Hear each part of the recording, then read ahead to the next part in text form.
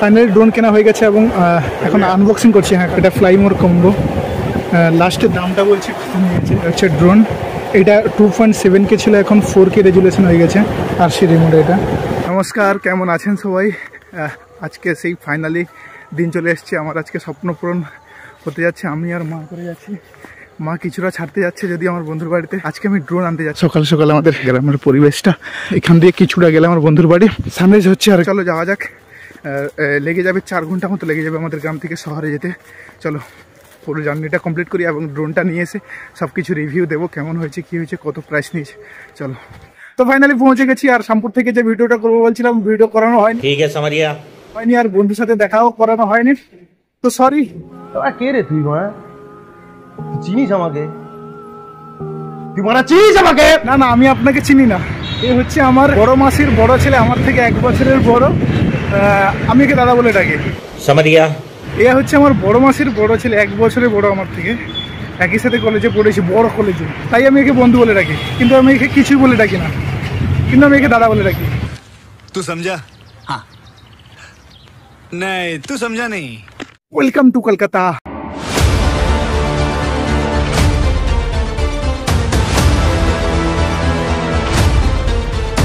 Finally Kolkata চলে এসেছি। এখন আমি মেট্রোপলিতে যাবো আর সেখানে ড্রোন পারচেস করবো। এই সামনের দিকে হচ্ছে ইডেন গার্ডেন। আর কিছুদিন পর খেলা আছে কলকাতা আর আরসিবি। মিনি টু এসি এটা তো সেমই আছে, আর শুধু এটা 4K করে দিয়েছি, আর রেজুলেশন বাড়িয়ে দিয়েছি।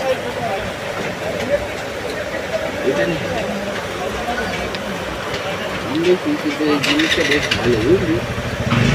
আমি 3 বছর 4 বছরের কোনো গল্প না। লাইটে কত এক্সট্রা লাগবে, সাউন্ড বক্স এক্সট্রা লাগবে, বাজেট বেড়েই যাচ্ছে। এই লাইটটা প্রাইস কি রকম পড়বে? এটা 53 যেটা সাউন্ড বক্স আলা লাইট লাগবে। মানে এটাই যদি কাজ হয়ে যায় তাহলে সাউন্ড বক্স লাগবে।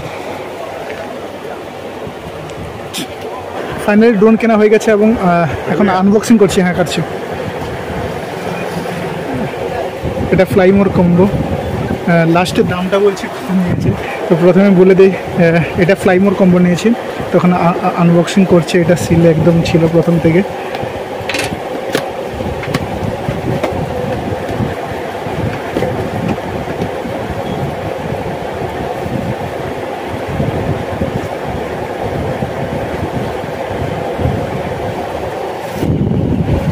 আচ্ছা, এটা ড্রোন।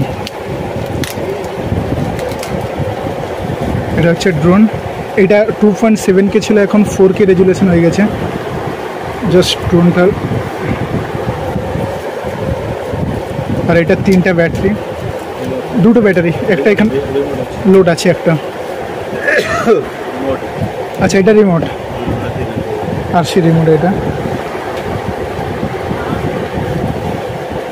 আর এটা ব্যাটারি।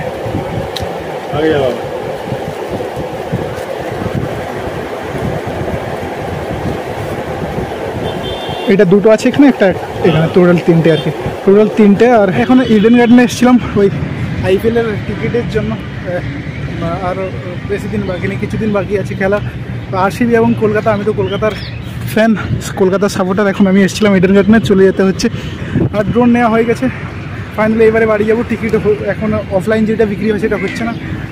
আর এটা হচ্ছে ইডেন গার্ডেন। ভাই, লাইটগুলো কত বড়! এমনি টিভিতে দেখতাম কত ছোট লাগতো, এবং আমি ভাবতাম হয়তো ভেতর দিয়ে থাকতো, কিন্তু এটা বাইট সাইড দিয়ে সব লাইট আছে। ছেলেটা আরসিবির বড় ফ্যান, বিরাট কোহলির বড় ফ্যান, কিন্তু টিকিট পায়নি। ইডেন গার্ডেনের পাশ থেকে ঘুরে যাচ্ছে এখন।